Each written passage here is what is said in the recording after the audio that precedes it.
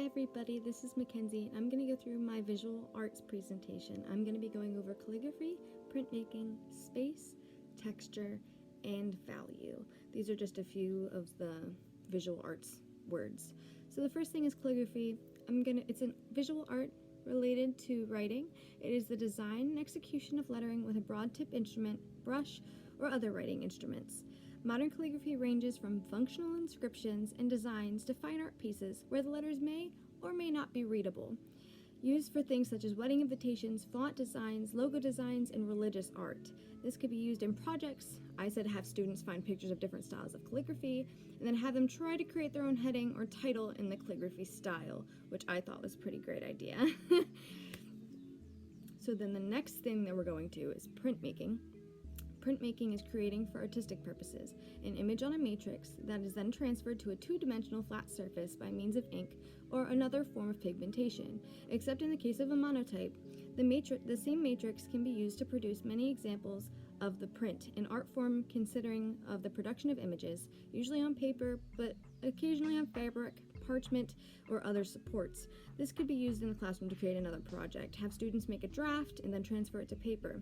I was thinking that the draft could be like a digital learning type thing. They could make it online and then they could transfer it to paper from there, which I thought I've done in school, so I thought it was cool.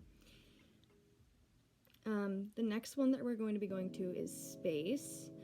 And space is the distance between or the area around within shapes, forms, colors, and lines. It can be positive or negative space. That includes the background, the foreground, and the middle ground. I said that this could be taught along with math when teaching measurement. You can teach the measurement and then see the space there. The next one we're going to go to is texture. That's anything that has surface, has texture. Texture is the way a surface looks and feels, experienced through touch and our eyes, essential to make objects appear real. I said this can be taught with science. I know that a lot of observations include the texture of objects that happen. So I thought that was a good idea because I know that a lot of teachers have done that.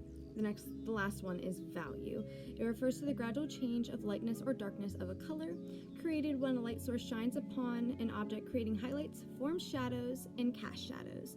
Most evident on the grayscale. It's the same thing as when we think of a grayscale picture. I said this can be taught while teaching math or science. You could assign each number a shade of a color and then have the students arrange the colors from darkest to lightest, therefore teaching them value and their number line, which I thought was a good idea. The last thing that we're going to go to is my references, which you guys can look at on your own time. I'm not going to go through them specifically, but yeah, there's my references for all the pictures and the information that I got. Thanks!